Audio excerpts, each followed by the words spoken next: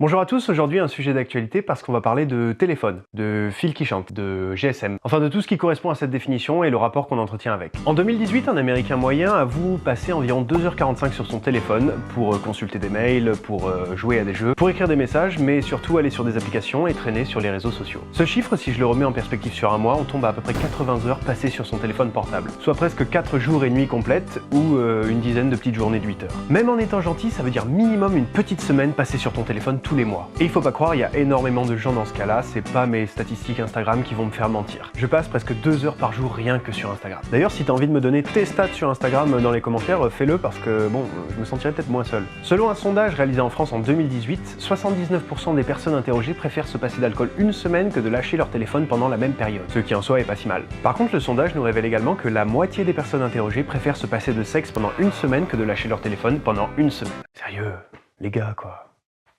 Alors disons-nous, pourquoi que ça se passe donc comme ça? Premièrement parce que tout ce que tu vois au travers de ton téléphone est parfaitement calculé pour te plaire. L'appareil analyse en permanence tes clics, tes recherches, le temps que tu passes à regarder un élément et ce que tu ne regardes pas. De cette manière, il est capable de te présenter un contenu toujours pertinent et même d'influencer certains de tes choix en te présentant uniquement des publicités relatives à tes goûts. Oui, contrairement à la télé qui est complètement à la masse, parce que les couches pour vieux, normalement si t'es comme moi, tu t'en fous. Dans tous les cas, on se rend très mal compte de la portée des téléphones sur notre génération. Mais toujours est-il que leurs effets sont absolument incroyables. Les réseaux sociaux qu'on y consulte nous offrent une ouverture inédite sur le monde. On sait à quoi il ressemble, on peut le prendre en photo, on peut presque le toucher du doigt sans jamais l'avoir vu. Et on est les premiers à pouvoir faire ça. Le téléphone participe à une homogénéisation de la culture des 15-25 ans. On a créé des codes communs à notre tranche d'âge qui sont exempts de marqueurs culturels. Ce que regarde un Américain sur les réseaux sociaux, un Français, un Anglais n'est pas très différent au final. Il y a un paradoxe assez rigolo, c'est qu'on est probablement la génération la plus ouverte sur le reste du monde, grâce à un objet qu'on utilise en général tout seul dans sa chambre. Mais alors, pourquoi qu'on devrait faire gaffe? Parce que durant le temps que tu passes à traîner sur ton téléphone, c'est lui qui a le pouvoir sur toi.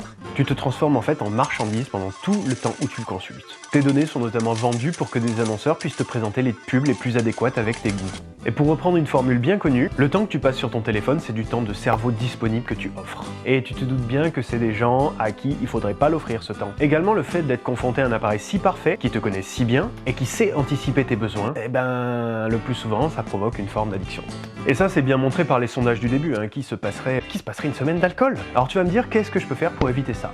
Alors en vrai, rien du tout, on est tous niqués. Moi, je vais te dire personnellement ce que je pense. Ça vaut en rien une analyse de je sais pas quoi ou de je sais pas qui, c'est juste la mienne et c'est celle que je te fais partager maintenant. Pour moi, il n'y a pas de vraie solution parce que ça n'est pas un vrai problème à proprement parler. Je pense juste qu'on peut s'inquiéter de l'influence d'un truc comme celui-ci, donc notre téléphone, sur notre quotidien. Alors il y en a qui essayent de mettre en place des petites stratégies, par exemple désactiver ses notifs ou programmer son écran en noir et blanc, mais ça c'est vraiment super chiant ça, enfin je sais pas si t'as déjà essayé, c'est l'horreur. Mais le but, selon moi, c'est pas d'essayer de se restreindre. Donc dans un sens, c'est pas une bonne solution de te couper de ton téléphone et de te dire ok j'y touche plus, j'y touche plus, j'y touche plus, parce que sinon dès que tu y auras encore accès, tu vas refaire les mêmes conneries qu'avant sans rien avoir compris.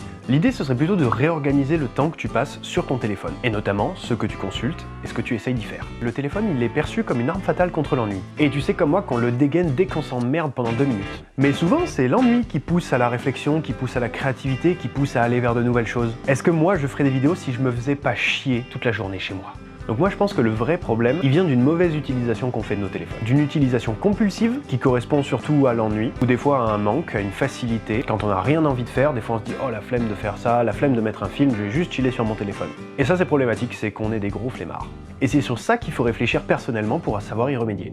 Tous nos écrans, et plus particulièrement nos téléphones depuis quelques années, sont devenus les vecteurs de notre culture. C'est sur cet objet qu'on la reçoit, c'est sur cet objet qu'on la partage. Et de fait, je pense qu'il serait bête de vouloir limiter ou restreindre l'accès au téléphone aux jeunes, comme c'est la mode actuellement. Par contre, je pense qu'il y a un truc super important qu'on oublie tout le temps, c'est de faire prendre conscience du poids que le téléphone a acquis aujourd'hui dans notre société et dans notre quotidien. Il y a qu'à voir, il n'y a rien sur quoi tu passes 2-3 heures par jour. Des fois, il y a des gens qui bossent 2-3 heures par jour, il y a des gens qui font de la musique 2-3 heures par jour, mais une activité purement improductive comme regarder son téléphone, ne rien y faire et scroller sur un fil d'actualité, il n'y a rien que tu fais dans la vie qui te prend tant de temps par jour. Ça n'existe pas. Ou alors dis-moi-le en commentaire parce que je serais vraiment curieux de le savoir. Je pense que le vrai but c'est de réfléchir de manière personnelle à l'usage qu'on fait du téléphone et au temps qu'on y consacre. Et surtout à l'utilisation que nous devrions en faire. Parce qu'on a complètement le pouvoir de changer la façon dont on utilise nos téléphones. Pour moi le téléphone c'est un outil qui permet de renforcer la cohésion et la compréhension entre humains. Parce qu'aujourd'hui on n'a jamais aussi bien su comment les gens vivent à l'autre bout de la Terre. C'est quand même un super objet de liberté d'expression, il nous permet de partager des informations, d'en recevoir, d'échanger avec d'autres gens, sans même sortir le cul de chez soi. C'est-à-dire que virtuellement tout tout le monde peut se parler. Tous les gens qui possèdent un téléphone, tous les gens qui possèdent un réseau social peuvent se parler, peuvent utiliser ce médium pour communiquer. Donc utilise ton téléphone pour faire des trucs productifs, créatifs, pour te renseigner, pour te cultiver, pour découvrir de nouveaux horizons, et pas juste pour regarder des Russes bourrés qui se bastonnent à 2h du mat quand t'arrives pas à dormir. Je sais, c'est tentant. Alors j'espère que les petits chiffres que je t'ai donnés au début de cette vidéo vont te faire réfléchir sur le temps que tu donnes à ton téléphone et à tes réseaux sociaux. Parce que oui, c'est bien du temps que tu te donnes, c'est du temps que tu n'emploies pas à te cultiver, ni à travailler, ni même forcément à t'amuser, que tu donnes à un appareil qui te permet d'aller voir la vie d'autres gens.